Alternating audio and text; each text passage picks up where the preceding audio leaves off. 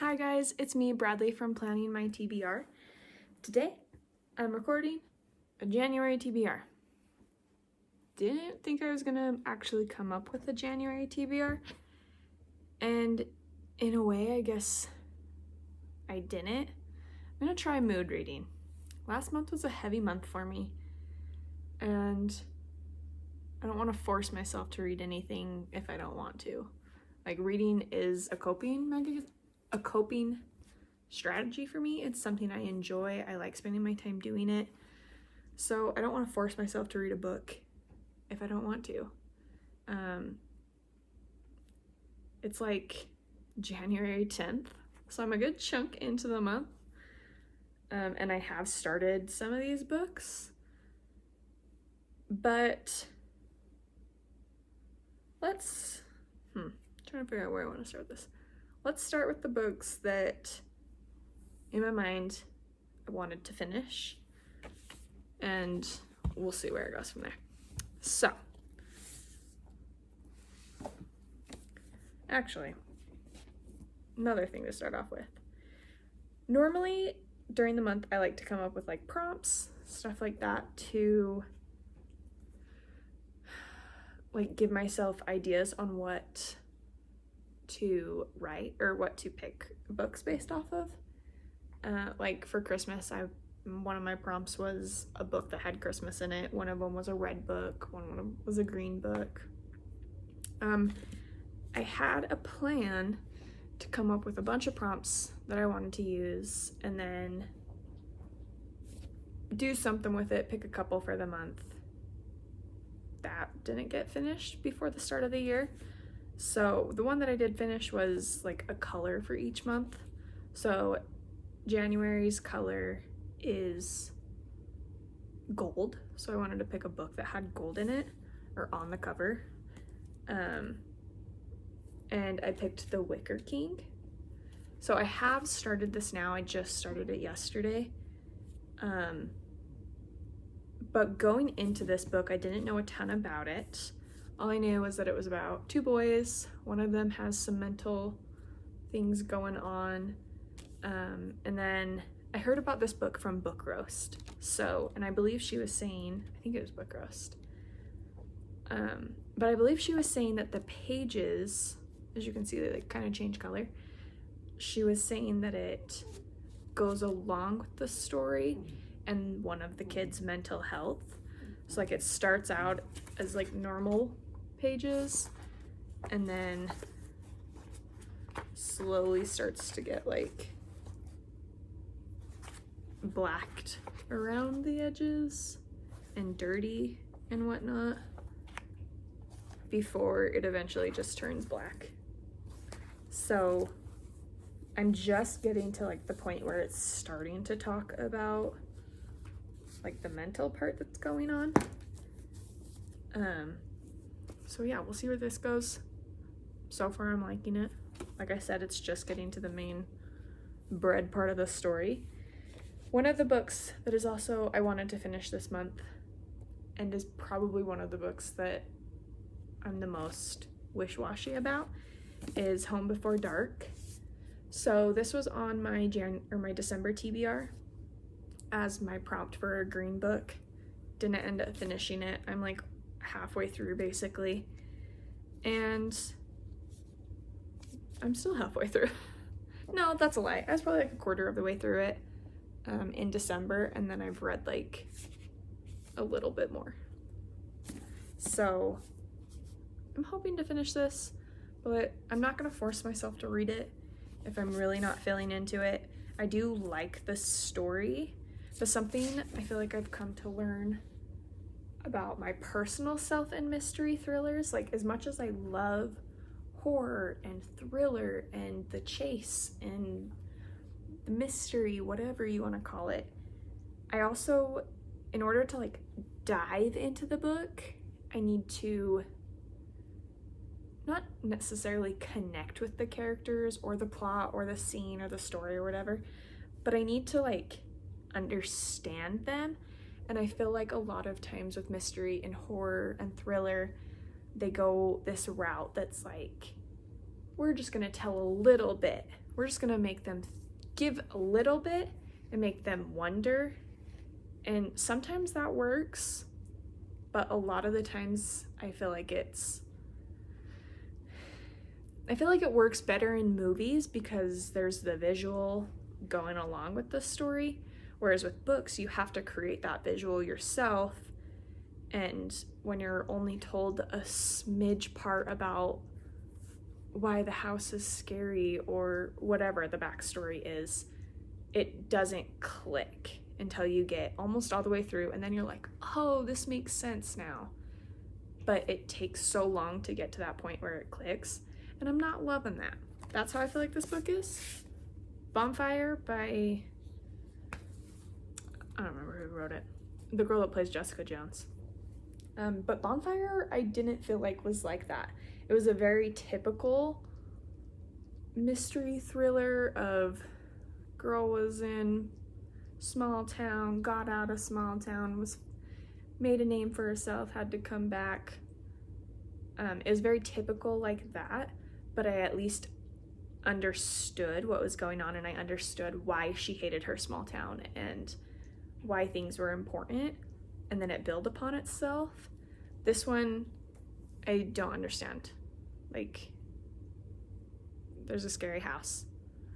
People are slowly being introduced, and you obviously you know they're gonna be a big like role or a big character in the book, but you're not given like what, I don't want to give any spoilers, but the guy that is in this book that I think is like her partner or something helps do the dirty work while she's renovating houses. I can just tell he like there's no buildup of a relationship between them, but there's like just been little Easter eggs of they're gonna flirt, they're going to end up liking each other. I don't know if that's true. Like I said, I'm not very far into it, but all of a sudden I can just see that this relationship's gonna happen, and it's not gonna make any sense, but it's gonna have a part in the end. Does that make any sense whatsoever? Am I just rambling and making sense? Probably. But anyways, haven't been loving thrillers, but you gotta read them to figure out if you love them. So other than that, I was really interested in reading This Close to Okay, which is a book that I actually already finished. I loved it. I guess this isn't a wrap up, this is a TBR. But going into this, all I knew was that I read the blurb wow. Organize your words, Bradley. This was a book that I picked as a second add-on to my book of the month for December. The blurb was something about how one person was having a really hard time, didn't necessarily want to be here any longer. The other character saved him, and then the story unfolds from there.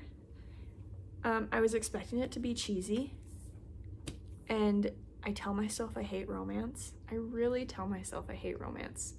And it's probably one of the biggest lies I tell myself, because I read this book in pretty much a whole day. So there's got to be something in there that I like about romance if I'm able to just consume it for hours upon end. But yeah, that's what I knew about this one. I guess I can give like a synopsis of this one too. Should I? No, you guys know this one. Nah. Okay, well, I'll tell you what I knew going into it. I'm not going to give a synopsis of it. What I knew was there was a girl, grew up in a scary haunted house. Something about how her dad wrote a book gave me vibes of The Shining, which I also haven't read or seen the movie of. But from what I know about The Shining, that's the kind of vibes it gave me. And that's all I knew about it. I know more now because I started reading it. Same thing with this one. Finish this one. No more now. I'm not going to tell you. The next book on my TBR is The Girl in the Mirror. This is another thriller mystery that I got from Book of the Month. I think it was an add-on too. Yeah, October 2020. So that was the same month I got Addie LaRue. What I know about this one is there's two sisters. Is that all I know? I don't know if they're twins. Oh. I don't remember. So there's a boy. Identical twins. One wants what the other has. How far will she go to get it? That was basically the blurb I got from it. I probably read more on it too, but I don't remember going into it now what it was about. But yeah, so twin sisters. That's all I know. Moving on to manga, or graphic novels, whatever you want to call them. I also wanted to read Snot Girl this month. This is volume 2. I read volume 1 and I loved it, so I thought this would be a fun one to add to the stack this month. I like reading a book and then breaking it up with some manga, something quick and gives like that instant gratification of, okay, you're done with it, whatever, and then jumping into another book. All I knew going into this series was that it was about a girl with green hair, bad allergies, social media influencer, whatever you want to call it. Even after reading the first volume, I still don't know what's going on. I loved it, but it's like the most random, like trying to even put it in words is kind of gets me all flabbergasted and I don't know what I'm talking about, but yeah, so that one. And then the other manga or graphic novel, whatever you want to call it, that I wanted to read this month was Witchy. This is the Owl Crate edition. That's why the cover looks different. I got it on Black Friday. Going into this, I have started this one, but I'm only on like page 60. Going into it, all I knew about it was that it had a main character that was a witch and a girl. Man, really doesn't take a lot to sell me, does it? And then I thought that that would be enough for the month. I didn't want to overwhelm myself. So those were all that I picked out at the beginning of January. But considering that I'm halfway done with this one, done with this one, these two will be quick. This one I could finish in another weekend, or probably that one's gonna be quick too. That really only leaves me with The Girl in the Mirror. So I decided to add on some more. Now, this might be ambitious. But I was watching Noelle's live show today. Or it's like the book club that she did. Hers was about, or this December for the book club was The Invisible Life of Addie LaRue. So they talked about that book. And then this month is The Shining by Stephen King, which I happen to have, and I have happened to have started it. I'm not very far in. I'm on page 65. This is probably very ambitious, but if I get a wild hair of wanting to be able to maybe, I don't know, check a big book off my TBR list that I figured would take me forever to read, maybe I'll read a little bit of it. Who knows? If I don't want to pick that up and I want to read something else, then I grabbed Divergent. This would be a reread for me. I think I've read it like 2 or 3 times. I love this book. The whole trilogy, whatever the freak it's called, warms my heart. Same thing with the Selection series. The Selection series and the Divergent series just really hold a place in my heart. And so I reread the Selection series last summer, and I was like, you know what? I want to read the Divergent series again. I felt very strong and empowered during that time of my life when I read it. I was able to step up for myself and get a divorce and get out of a toxic relationship. maybe with my mental health being so poor, maybe I can do something for myself again. I don't know. Or I could just enjoy it because I really enjoyed it last time. And then, promise this is the end.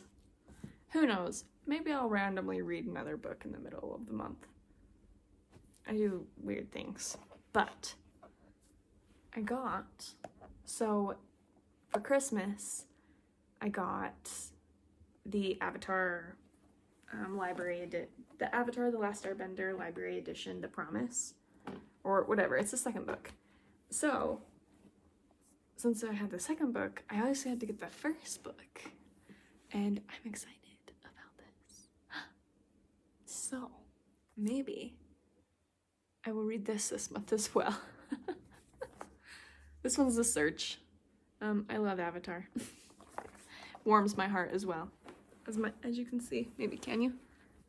My Iroh sweater. But yeah, those are hopefully all the books I'll read this month. Part of me just knows I'm not gonna do any of the books. That's a lie. Part of me knows that no, I don't want to doubt myself. I don't want to doubt myself. If I wanted to read all these books this month, I could. However, if I don't want to read them, I'm not gonna force myself to. Like The Shining, I really threw this in here last minute, and I honestly don't know. I don't know what kind of headspace I would have to be in to just be like, I want to read The Shining. It's like a classic, you know. But I love classics. Like I said, I like slow burn. I like the build up and the development. But I like it to make sense. So, from what I haven't read it. I'm rambling. Okay, guys. That is all the books I have selected as potentials for this month.